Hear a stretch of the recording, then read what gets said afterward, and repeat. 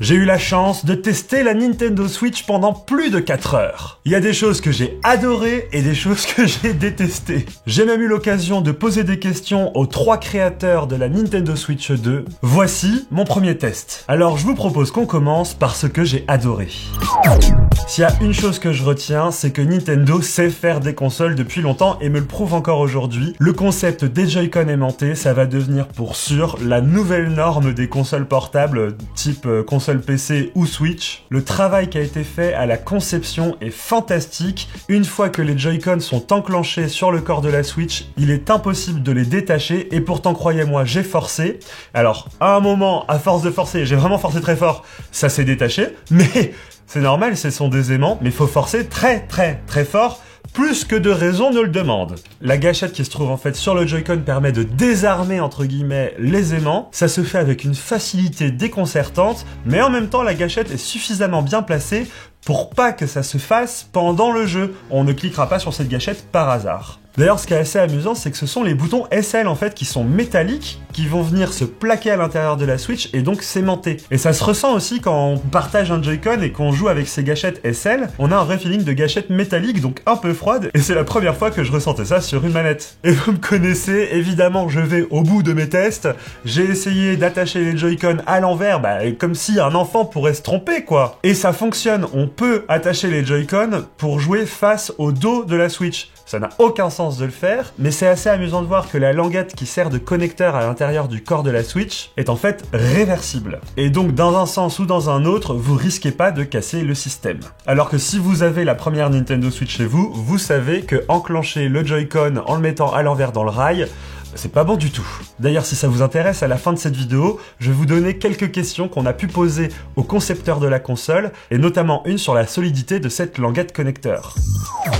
Alors, grosse surprise pour cette nouveauté, le HD Rumble 2, donc ce sont les vibrations fines que pouvait avoir la Nintendo Switch 1, mais là on a vraiment un nouveau moteur haptique. Sur les deux Joy-Con, les vibrations sont vraiment plus profondes, on s'approche de ce que peut faire Sony sur sa DualSense. Le corps d'un Joy-Con étant bien plus petit qu'une DualSense, évidemment on n'a pas le même rendu en main, mais les vibrations sont sincèrement impressionnantes par rapport à la taille de ces Joy-Con. Dans tous les jeux auxquels j'ai pu jouer, Nintendo a bien exploité ces vibrations, et je trouve qu'ils ont vraiment réussi à amplifier l'immersion en jeu grâce à ces nouveaux moteurs haptiques. Ils les ont pas tellement mis en avant dans leur conférence, mais on était tous raccords pour dire que ces nouvelles vibrations, c'est vraiment impressionnant. D'ailleurs, Nintendo va sortir un petit jeu expérience, le Welcome Tour de la Switch 2. Le but, c'est de mettre en scène les fonctionnalités techniques de la console au travers de mini-jeux. Et il y a une expérience avec des maracas qui mettent bien en scène ces vibrations. On peut clairement sentir quand les billes des maracas sont plus grosses que quand elles sont plus petites, pour vous dire que la finesse de la vibration est importante et que la force des vibrations est bien plus importante, ça se ressent.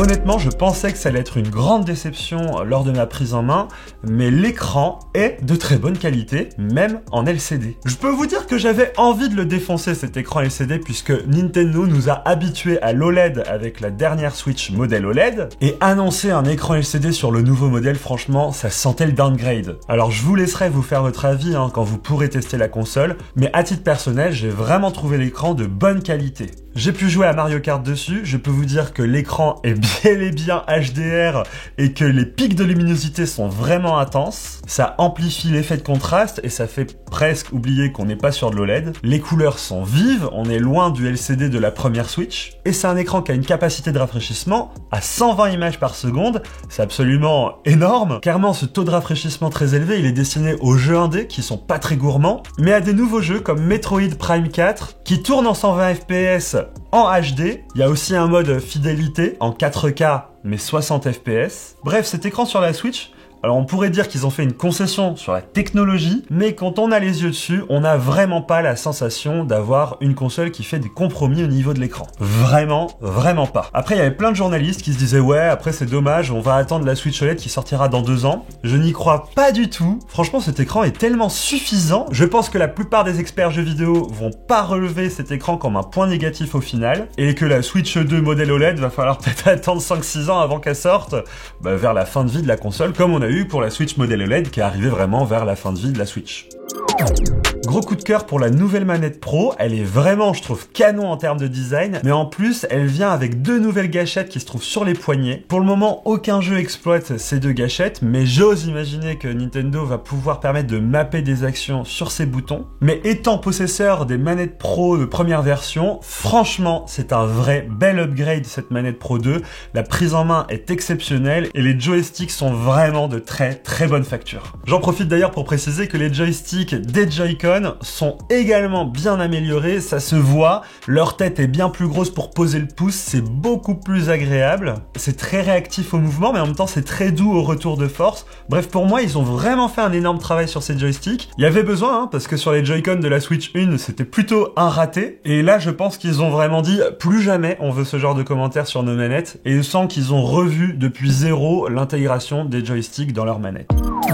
Alors c'est un peu la fonctionnalité ovni de cette console, c'est le fait de pouvoir poser les Joy-Con sur une surface plane afin de l'utiliser comme une souris. Je vais pas vous mentir, à l'annonce du mode souris des Joy-Con, j'étais franchement dubitatif, je me suis dit encore une fonctionnalité hyper gadget dont 2 jeux vont se servir, et bien au final j'étais assez convaincu par ce mode souris. Il y avait pas mal de jeux qui utilisaient ce mode, on a pu essayer Civilization 7, Metroid Prime 4, Mario Party, Drag and Drive, bref ça fonctionne bien, on a vraiment la sensation de contrôler une souris sans vraiment aucune latence, c'est très réactif.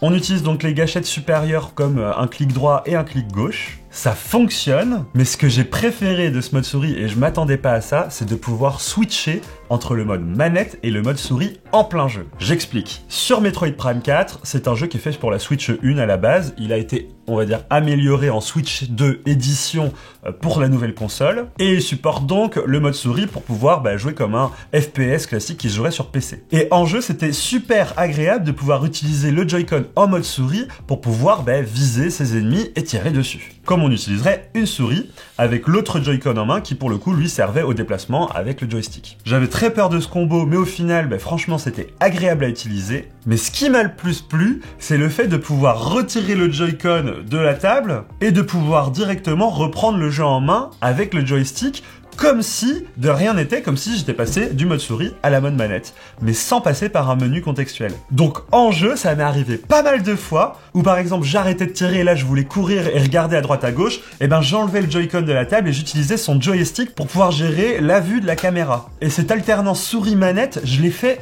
hyper naturellement et hyper vite. Et j'ai trouvé ça extrêmement pratique. Quand t'as besoin de précision, hop, tu le reposes sur la table et tu précises ton tir, et dès que t'as besoin de retrouver tes boutons pour jouer à la manette plus confort, ça part en manette. Alors Nintendo a vraiment fait ça exprès, il y a vraiment une détection, quand tu veux passer en mode souris, que tu le tapes contre une table, le capteur optique s'active et c'est immédiatement reconnu comme un mode souris, et dès qu'on le retire de la table et que le gyroscope comprend qu'on l'a pris en main, hop, il repasse en mode manette, et ce passage du mode souris au mode manette, il est tellement fluide, tellement intégré, que là, franchement, je me suis dit, ok, c'est une nouvelle manière de jouer, et c'est ce que Nintendo aime bien faire. Et ça fonctionnait sur tous les jeux. Après, ça sera dépendant des éditeurs, s'ils ont envie uniquement de jouer en mode souris, ils vous proposeront pas le mode manette. Mais j'imagine bien Baldur's Gate, par exemple, qui est assez pénible à la manette quand on joue sur console, pouvoir sortir sur cette Switch 2 et proposer et le mode manette et le mode souris afin de pouvoir enfin jouer comme un vrai gamer PC, quoi, tout en profitant de jouer sur sa télé.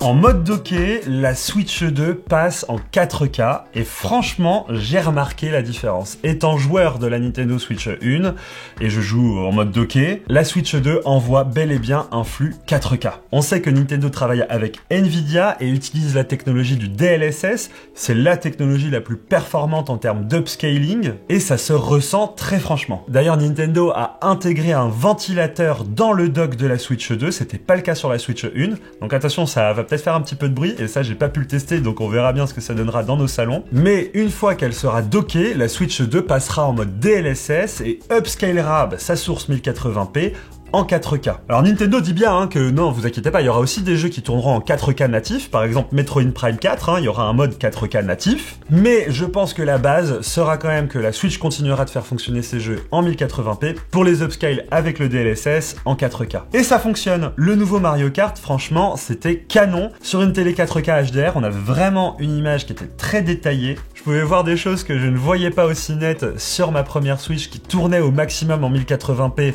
si ce n'est qu'on sait que la Switch 1, même en docké, parfois elle était pas au-dessus des 900p.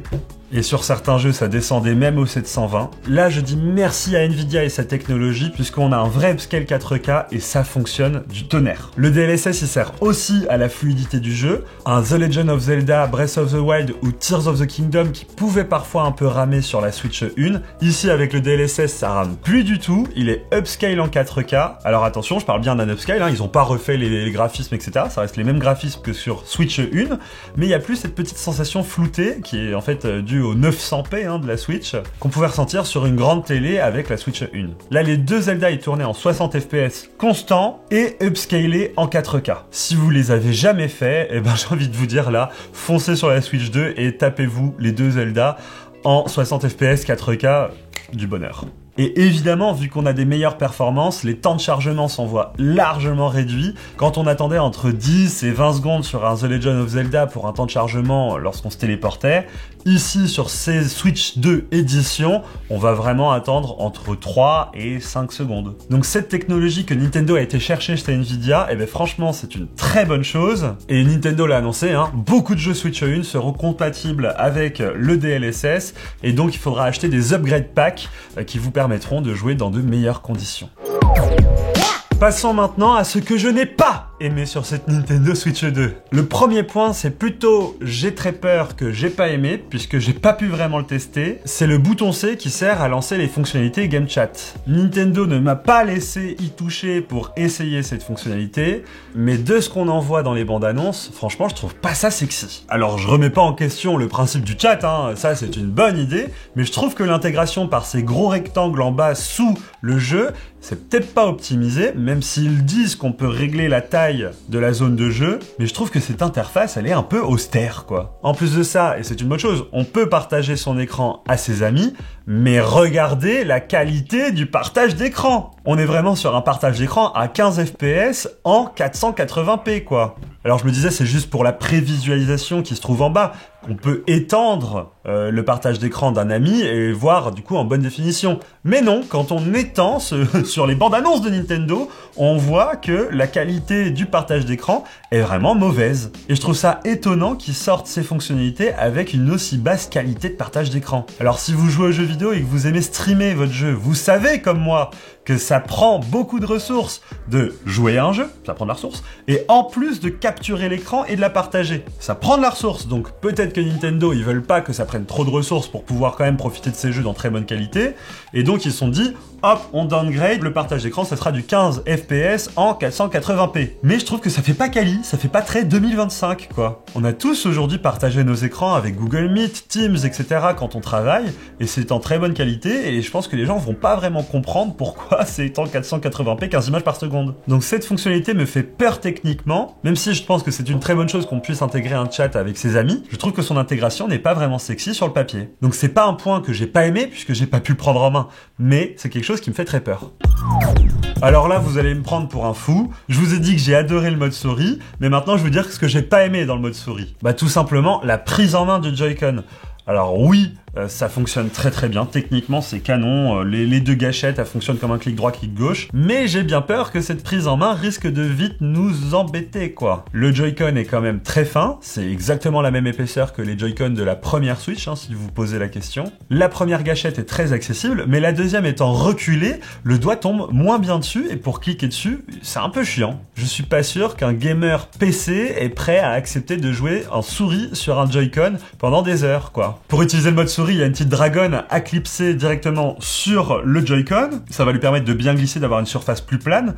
Mais moi, j'aimerais bien qu'il propose un autre accessoire qui viendrait vraiment donner une forme de souris à ce Joy-Con. Comme une souris vide avec une fente dans laquelle on viendrait mettre le Joy-Con. Ça permettrait d'avoir une vraie prise en main de souris, quoi. Après, a priori, la console sera compatible avec d'autres souris. Donc, si vous connectez une souris dessus, ça devrait fonctionner. Et ça, bah, vous vous doutez bien, j'ai pas pu le tester.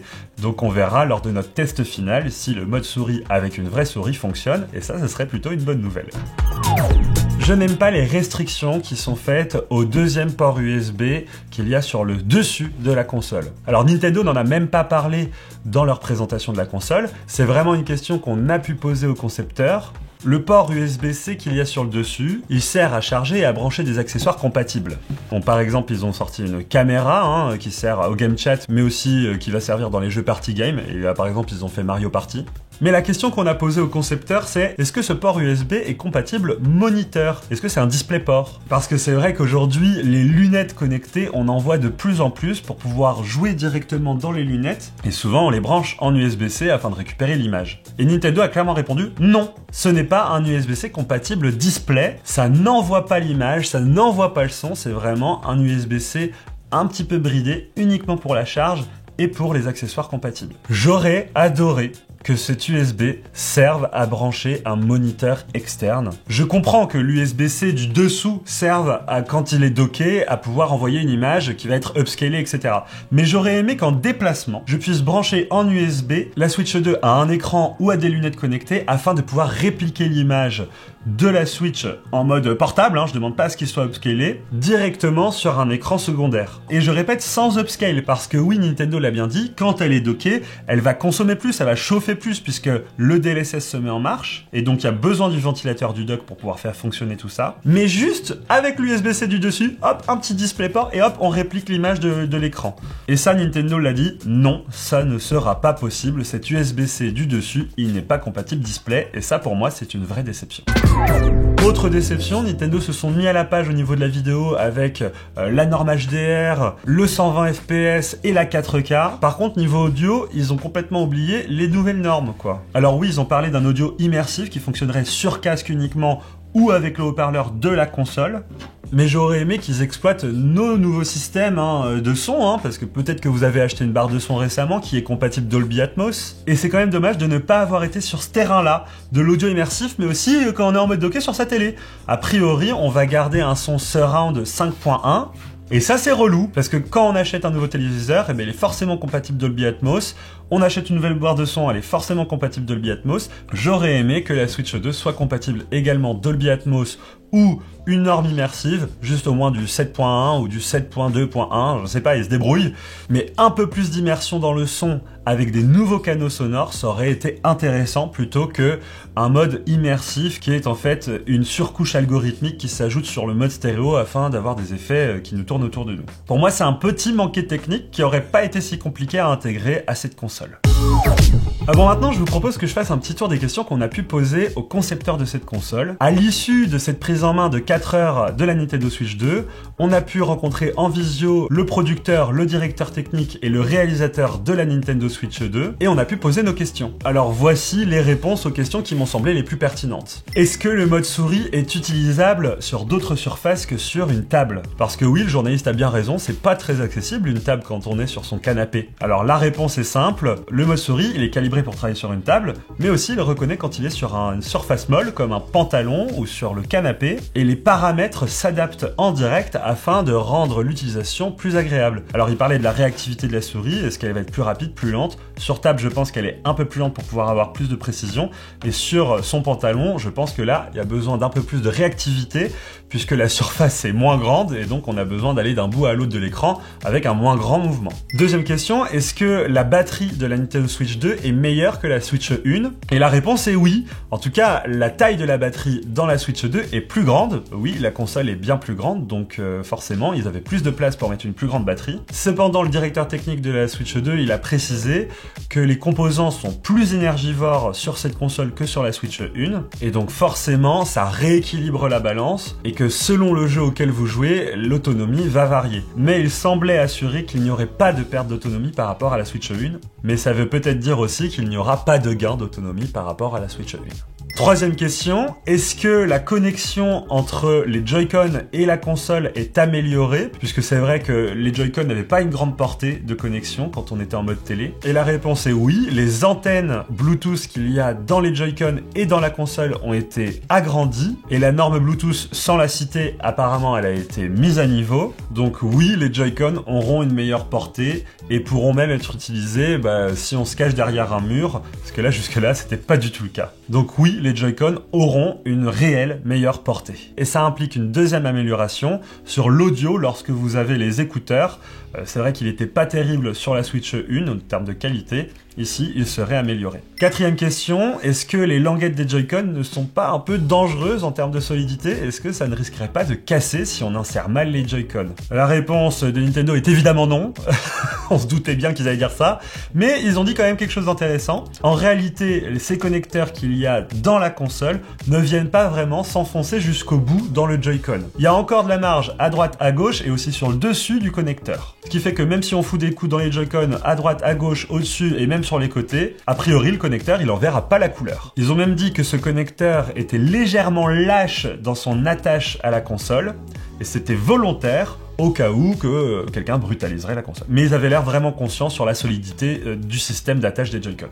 Voilà, j'espère que cette vidéo vous aura intéressé. J'ai essayé de vous donner vraiment mon avis sur cette prise en main. Je voulais pas vous refaire le tour des annonces. Alors oui, j'ai joué à plein de jeux qui sont absolument exceptionnels. Je pense à Mario Kart, le nouveau Donkey Kong qui était fabuleux. Mais c'était pas une vidéo où je voulais parler des jeux vidéo. Je voulais vraiment vous parler hardware, console, ma prise en main de la console, quoi.